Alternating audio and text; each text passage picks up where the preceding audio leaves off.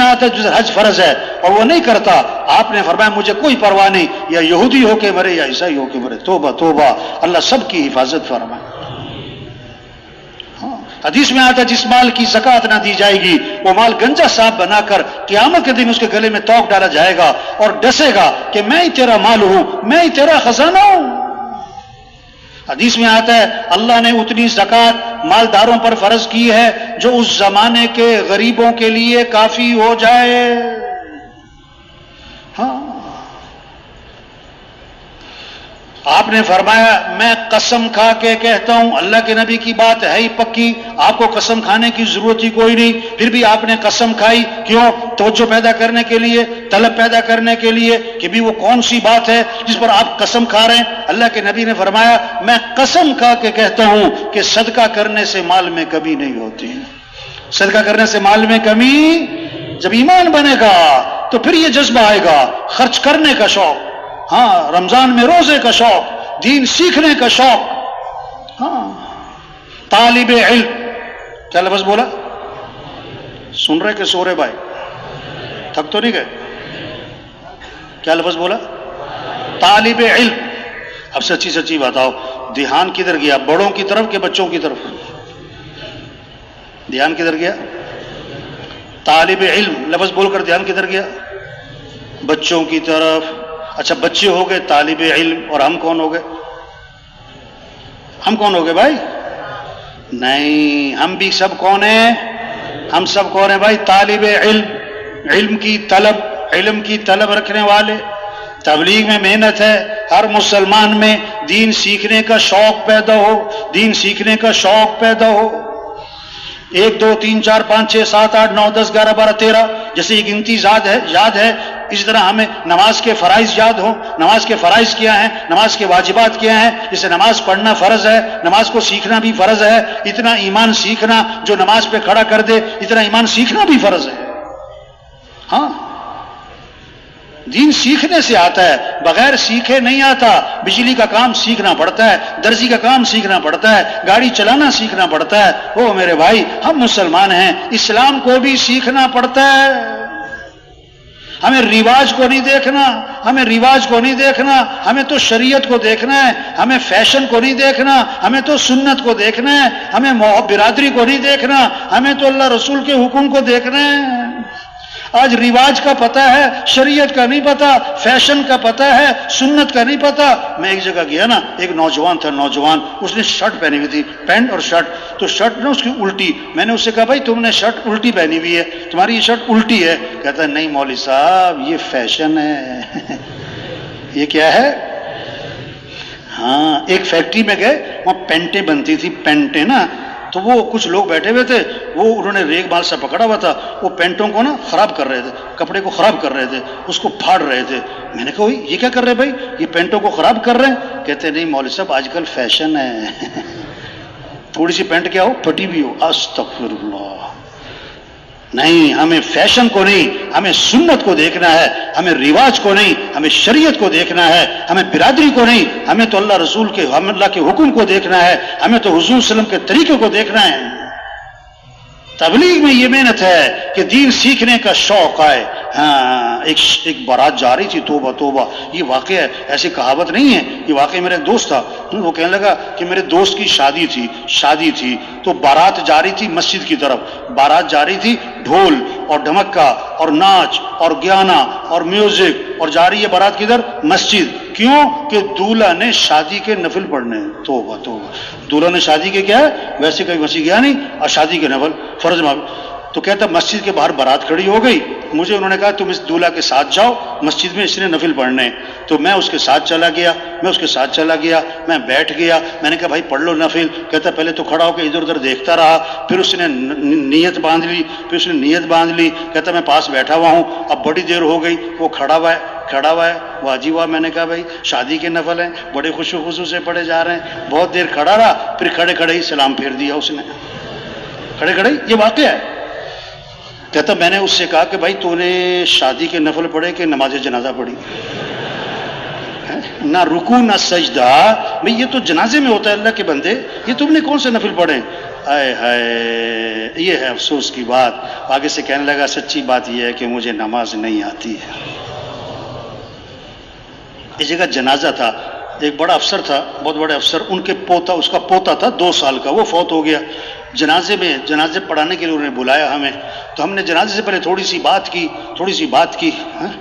تو انہوں نے کہا بھی دیکھو آپ جنازہ پڑھنے آئے ہو اور جنازہ ہے بچے کا، اور جنازے پتہ کون تھے؟ سارے افسران، بڑے افسران، بڑی گاڑیاں، 4 گن مین، ہاں۔ میں نے کہا بھی آپ لوگ جنازہ پڑھنے آئے اور جنازہ ہے بچے کا 2 سال کا، تو آپ کو بچے کے جنازے کی دعا تو آتی ہوگی نا؟ وہ ایک ساتھی نا سامنے کھڑا ہوتا ہے، ایک آدمی نا مجھے بعد میں کہنے لگا، کہتا میں ڈر گیا کہ میری طرف اشارہ کر کے پوچھ ہی نہ لو کہ سنا دے۔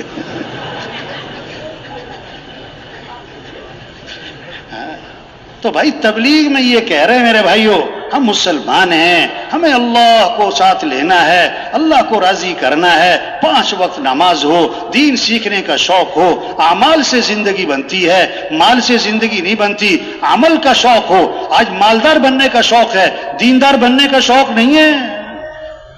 ہاں، کامیابی کا تعلق مال سے نہیں ہے، کامیابی کا تعلق تو اعمال سے ہے۔ اللہ کی مدد مال والوں کے ساتھ نہیں، اللہ کی مدد اعمال والوں کے ساتھ ہے۔ گھروں میں تعلیم کے حلقے ہوں، مساجد میں تعلیم کے حلقے ہوں، ہر مسلمان تعلیم کے حلقے میں بیٹھے اور اعمال کے فضائل کو سنے تاکہ عمل کا شوق پیدا ہو۔ ایک صحابی نے عرض کیا، ای الناس خیرون، اللہ کے رسول سب سے بہترین آدمی کون ہے؟ سب سے بہترین آدمی کون ہے؟ آپ نے فرمایا، من طال عمرہ وحسن عملہ، جس کی عمر بھی لمبی ہو اور اس کے اعمال بھی اچھے ہوں۔ ای الناس شر، اللہ کے رسول سب سے برا آدمی، گھٹیا آدمی، گندا آدمی کون ہے؟ فرمایا، من طال عمرہ وساء عملہ، جس کی عمر بھی لمبی ہو اور اس کے اعمال بھی خراب ہوں۔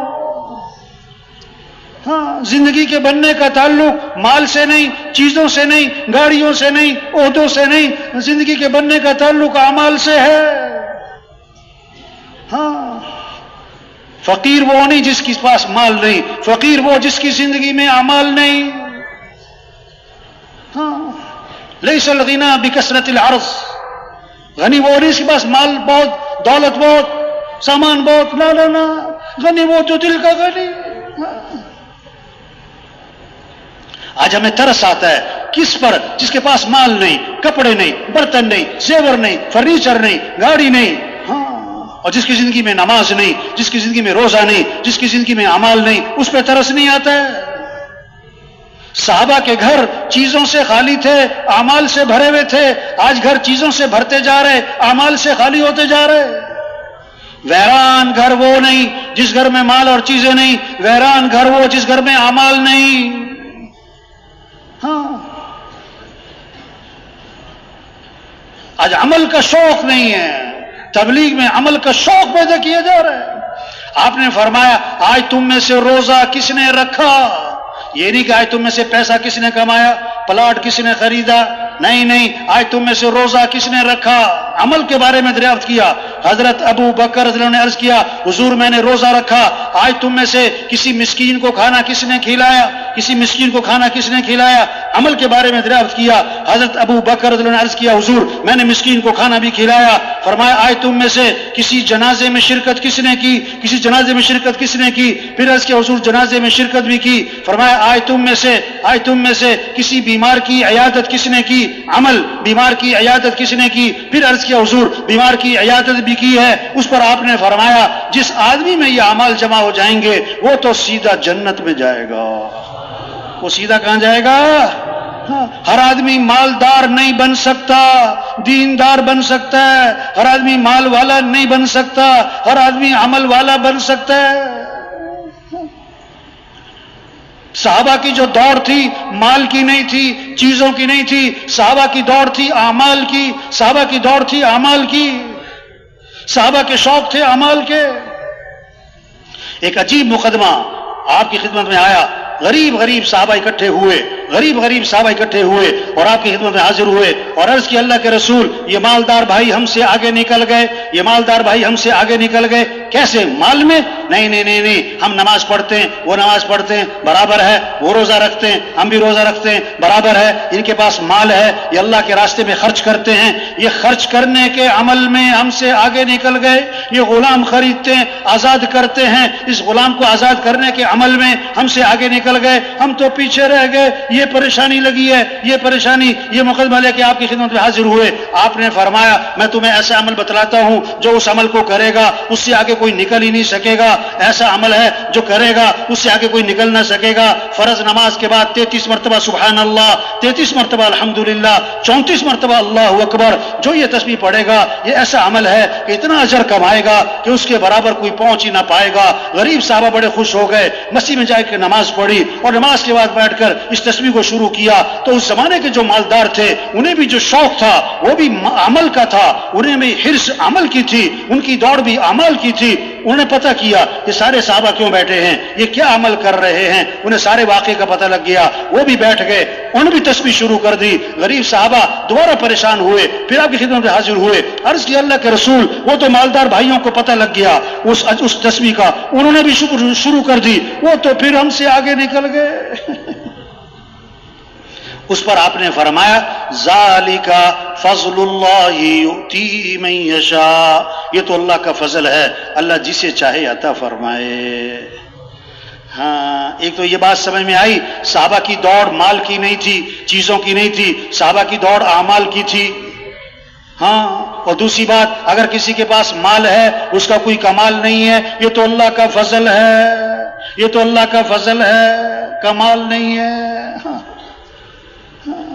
तो शरीयत का मिजाज, दीन में अपने से ऊपर वालों को देखो और दुनिया में अपने से नीचे वालों को देखो।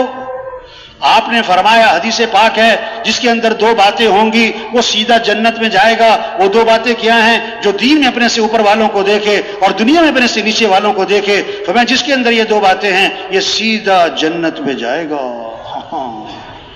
हाँ, शैतानी मिजाज है, दीन में अपने से नीचे वालों को दिखाता है कि फुला तो नमाज भी नहीं पढ़ता, मैं तो नमाज पढ़ लेता हूं, और दुनिया में अपने से ऊपर वालों को दिखाता है, अपने से ऊपर वालों को दिखाता है। लाख कमाने वाला उसको देख रहा है जो 5 लाख कमा रहा है, 5 लाख कमाने वाला परेशान उसको देख रहा है जो 10 लाख कमाने वाला है, 2 मरले के मकान वाला परेशान उसको देख रहा है जो 5 मरले में, और 1 कनाल वाला परेशान उसको देख रहा है जो 4 कनाल के बंगले में।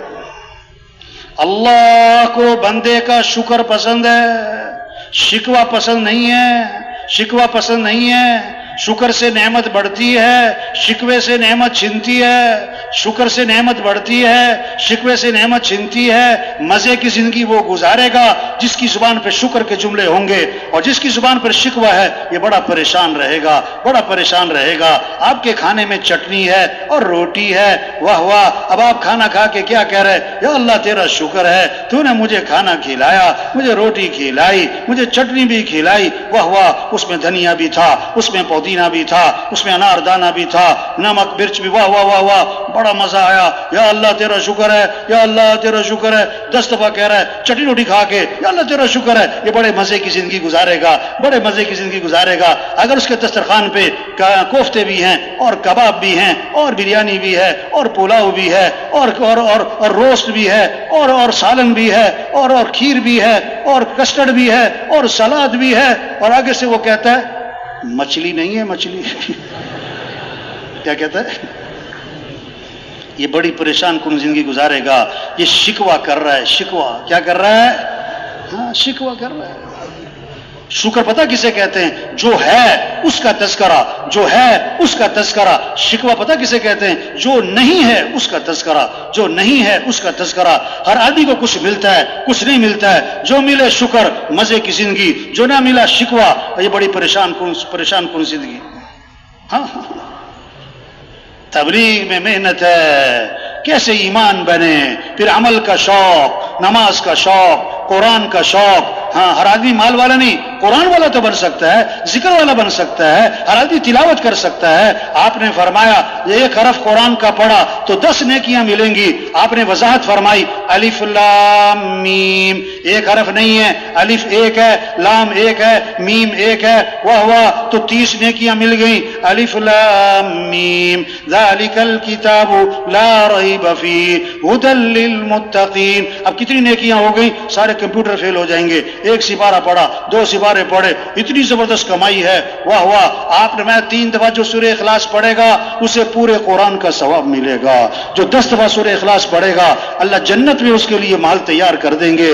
میں جو رات کو سورہ ملک پڑھے گا اللہ اسے قبر کے عذاب سے بچا لیں گے۔ جو رات کو سورہ واقعہ پڑھے گا اس پر کبھی فاقہ نہیں آئے گا۔ جو صبح کو سورہ یاسین پڑھے گا اللہ شام تک کے کاموں میں اس کی مدد فرمائیں گے۔ ہاں قرآن کا شوق ہو، ہاں جس گھر میں قرآن پڑھا جاتا ہے، جس گھر میں قرآن اس